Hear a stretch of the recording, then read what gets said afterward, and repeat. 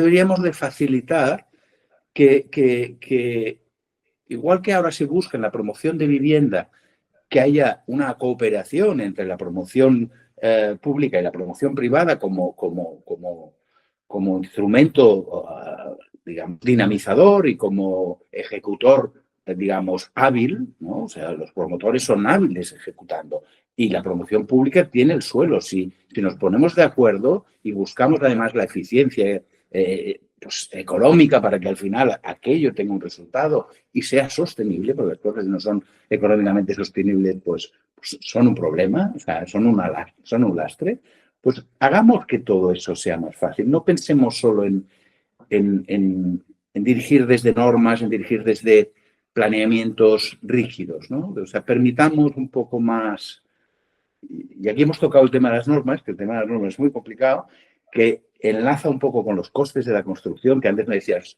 la prefabricación es una solución, tal. Sí, ¿qué nos está pasando? Primero, que no tenemos suelo. Segundo, que deberíamos de gestionarlo, ese suelo. Segundo, que las normas nos están haciendo que las construcciones sean muy eficientes, pero cada vez son más costosas. Estamos teniendo unos costes de construcción que, si además los añades a los costes del suelo, pues estamos en unas cifras muy elevadas. Y es difícil poder acceder a la vivienda a esos costes, ¿no? Deberíamos de entender que la voluntad de la normativa en mejorarlo todo, deberíamos de saber, y no sé muy bien cómo, porque esto es todo un trabajo que se debería de desarrollar, pero en cómo entender más soluciones pasivas de diseño de la arquitectura, de búsqueda o sea, las orientaciones, las ventilaciones, todos esos temas de hacer funcionar bien la arquitectura sin tener que aumentarle los costes con máquinas que intercambien el aire, que ya nos obligan a hacerlo. Yo prefiero abrir una ventana que enchufar una máquina. Evidentemente, he de saber la hora en que la abro. No la puedo abrir en agosto a mediodía porque me va a entrar todo el calor.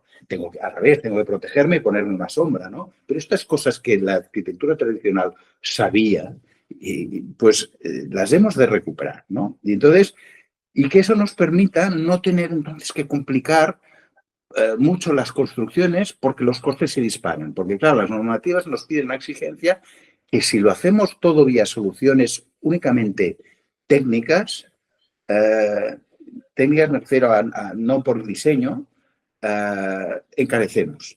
Entonces, poder equilibrar esas cosas. Bueno. Me parece interesantísima la reflexión de la normativa, porque muchas veces se busca un chivo expiatorio para ver por qué suben el precio de las viviendas. Evidentemente, el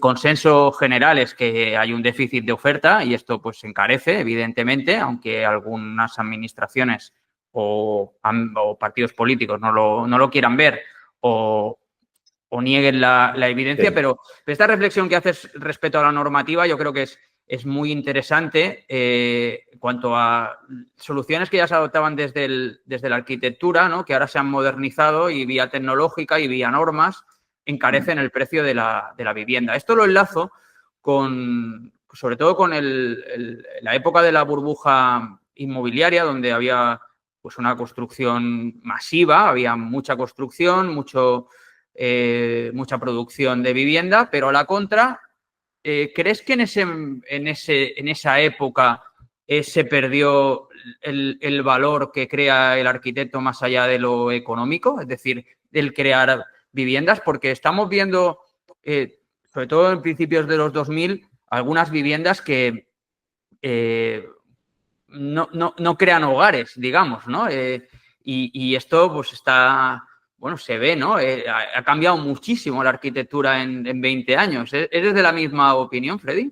Sí, sí. O sea, hay momentos de la arquitectura, muchos, que no habla bien de los arquitectos. O sea, y de los arquitectos como un elemento más, y de los promotores, ¿no? Quiero decir, hay muchas cosas que vemos y todas tienen arquitecto y promotor. Y diseño urbanístico, que todo empieza también por ahí, porque al final, si permites una serie de edificabilidades y tal, pues acaban pasando eso.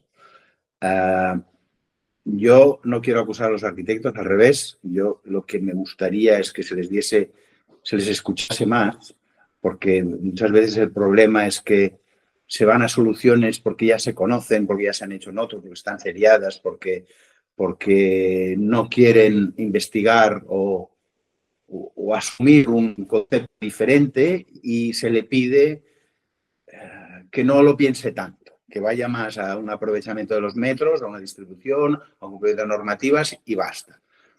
También como la normativa es compleja, te va limitando, la normativa intenta diseñar y con lo cual está muy bien, pero diseñar con normativa es complejo, la normativa te tiene que ayudar, ¿no?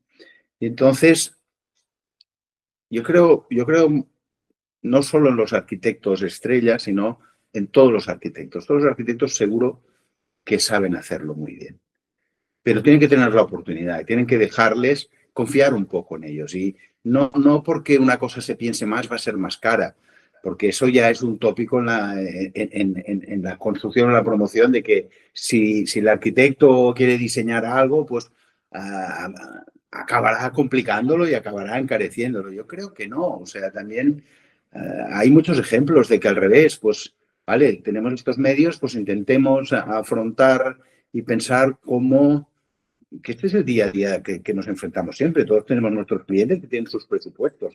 Y mira, a veces hay alguno que tiende y dice, oye, yo quiero invertir mucho y tal, y no me importa tanto el coste porque... Pero muchas veces tienes unos presupuestos que te están limitando y dices, bueno, va, pues con esto, ¿cómo lo puedo hacer? ¿No? Entonces, lo que decías, sí que hubo una época y pasó ya en los 60 y 70 y tal, que no se pensó, se iba demasiado rápido. Quizá porque había una emergencia, ¿eh? Había una emergencia de vivienda, como podría llegar a pasar ahora que hay una emergencia de vivienda, ¿no? Entonces, tampoco podemos bloquear el desarrollo, sino que hemos de confiar más en los técnicos. Y te diré que esto con la administración también nos ha pasado. Yo como técnico particular, que luego me encuentro con un técnico municipal, el técnico municipal me puede entender, pero se siente muy atrapado también por unas normas que no puede, digamos, matizar por el conflicto que le lleva, entendiendo que quizá en ese momento esa solución podría aportar algo nuevo, pero cosas que antaño, pues, había más, se creía más en la capacidad del técnico, en la decisión del técnico, como puede ser pues en la decisión de un médico, que al final un médico dice, pues voy por aquí, voy por allá, y oye, ¿esto qué hace? Pues si un técnico opina que esto es mejor que el otro, pues se le tendría que escuchar un poco, ¿no? Y entonces, lo que pasa es que ha creado conflictos, ha creado procesos judiciales, y entonces, bueno, hay como una tensión en el mundo de la arquitectura, del urbanismo y de la norma que no está favoreciendo. O sea, está poniendo mucha dificultad y asusta un poco. O sea, asusta también. Fíjate, antiguamente se hacía mucho una cosa que se ha perdido como promoción. Ahora hay los públicos. Antes existía la comunidad de vecinos, la promoción que hacía una comunidad, ¿no? O sea, habían 5 personas que se ponían de acuerdo en comprar un terreno y con un arquitecto hacían sus propias viviendas, ¿no? O sea, esto se ha perdido porque como no son profesionales y hay una dificultad legal y procesal y tal importante, la gente se asusta. Y entonces o compra algo que ha hecho un profesional, digamos, de la promoción. Antiguamente, en los 60, 70, hay muchos edificios por la ciudad que se habían hecho en comunidad de vecinos, se habían hecho en promoción, digamos, donde 5 personas que más o menos se conocían y tal, se ponían de acuerdo para a un arquitecto pedirle que hiciese un edificio en aquella parcela y salían 5 pisos, ¿no? Y eso es algo que me gustaría volver, ¿no? Poner una escala entre la promoción pequeña individual y la gran promoción, que existiesen promociones o promotores de más pequeño tamaño, que podrían quizá entonces pues estar más atentos a las singularidades, a las necesidades, más cercanos a quien luego la va a vivir, con lo cual, bueno, existe entonces ahí también económicamente quizá algo que ayudaría. No sé, quizás sería una fórmula. Esto a veces lo hemos hablado y lo hemos pensado, de que hoy en día quizá habría que recuperar un poco esa pequeña promoción. Porque además Barcelona y las ciudades se han hecho mucho a base de este tipo de promociones. Fíjate que el ensanche, pues las fincas, pues tienen 2 pisos por planta, 4 pisos por planta, pero tienen un ancho relativamente limitado y una altura. Ahora las promociones, muchas veces, bueno, cuando es sustitución de estas viviendas, evidentemente no, pero las promociones tienen una extensión, son edificios más grandes, son edificios más uniformes, son edificios como más seriados, que al final piensas, no sé si es lo que más me gusta, estar en un espacio tan repetitivo, ¿no? Esa verticalidad que tiene el urbanismo del 19, del 20 y tal, bueno, donde uno hace una fachada, el de al lado juega un poco con los vecinos y cambia, pero mantiene ese ritmo, mantiene esas cosas y tal. Hay una habilidad y un tamaño como más cercano a la persona. Las grandes promociones que especializan mucho las zonas, que eso también el urbanismo moderno generó eso, ¿no? La especialización de las zonas. Hoy en día estamos viendo que no iría mal mezclar los usos, ¿no? Tener zonas más compartidas. O sea, es verdad que ha habido una transformación. La industria se convirtió en una cosa muy dura, muy contaminante, muy tal, y se la separó. Hoy en día hay una parte de la industria, y aquí, si quieres, enlazamos con el The Factory, hay una parte de la industria del futuro, que es una industria muy limpia, es una industria que puede convivir muy bien con unas oficinas, se trabaja de otra manera. Entonces, el uso mixto que el origen de Barcelona era que todas las plantas bajas eran talleres o pequeñas fábricas o pequeñas cosas que se fueron alejando por los problemas de contaminación y de transporte y de todo eso. Bueno, pues igual sería una solución para los locales de planta baja, darles un poco más, otra vez esa mezcla de usos, acercar un poco la diversidad, ¿no? Que la trama de las ciudades, esa diversidad es lo que luego te enriquece la vida, ¿no? El que tengas las cosas cercanas, que no sea todo dirigirte a un centro especializado en algo, ¿no? Entonces el pequeño comercio, lo cercano, no sé, te hace la vida. Si vives en una ciudad, un poco la ventaja es esta.